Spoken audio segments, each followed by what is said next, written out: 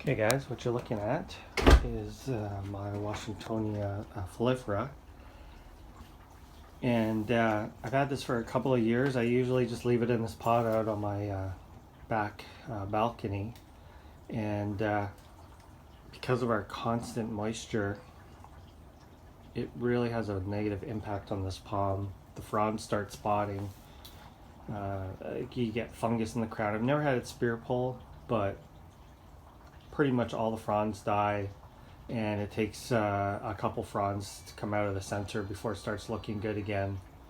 And it usually takes until at least midsummer before the palm starts looking decent. You can kind of see this is what happens to the fronds, and if it were out in the rain, they'd be actually black. There's another one that's taking some damage. I had this out, it was getting rained on for a good month or so, and then I finally decided to get it in out of the rain. What you see first is this black spotting, and that will get worse and worse, and the tips will start to kind of turn like this, and then eventually they'll start going black and it'll just die all the way down. I mean, you can kind of see it here, but I pulled this out once I noticed these fronds were starting to look bad, because I decided this year I was going to try and treat this palm nice and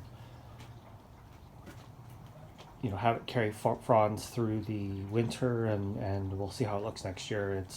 It's completely protected above, so it is not getting any overhead protection. It is in a south facing location, so on sunny days it's getting a good amount of sun, and it has been growing. So this was just a spear, and that one's about to open up, and we got another spear back here, so it's looking pretty good this year. And really, we're in zone 8B in Oregon here, and we have a very long months of very damp, wet weather. We don't get I can't say that necessarily that we get a lot of rainfall. Over the year we average about 3 feet, which is kind of average. It's just that we get like drizzle, hours of drizzle. And so things don't tend to dry up. And palms like this absolutely hate that. Some of the brahia, both Washingtonia species, I think Cocothrinax, and there's a few other palms where from a temperature perspective we should be able to grow them, but it's the moisture, they just hate it. So that's why I pulled this one aside. I will trim once this frond starts to turn a little more brown, still get green in the petiole. I will trim that off, and probably that one will be gone by spring. But it's looking pretty decent, and I think actually next year, since this is the first year I've kind of preserved it, you can kind of see here, I mean, it's a decent size little trunk starting. I think it's going to look pretty good, except I know it will get to the point where I will no longer be able to lug it in and out. I have seen big filifera in Palm Springs, and I mean, they were 3 feet across or more of the trunk, just massive. I mean, when you see these in habitat, it is amazing how large a palm they actually are. I prefer filifera over robusta any day.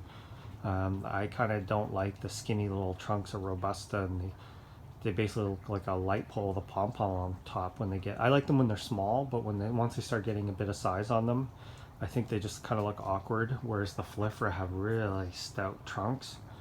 And when I saw them in Palm Springs, I was amazed. They were actually really quite nice palms. So usually we can get these at the big box stores, these and robusta, and a lot of them are a hybrid of the two. You can't necessarily think that these palms are pure. This one is mostly filifera. It could be 100% filifera, but there's a little bit of purple showing up now. Filifera tend to be all green, more like this, but so there could be some robusta in that. But anyway, there's your update. Doing well. I think we got January, February, March. I'll probably put it back out in April, so I'll just keep it here for the next 3 months. and then send it back out in April, and we should be good from there. Thanks for watching.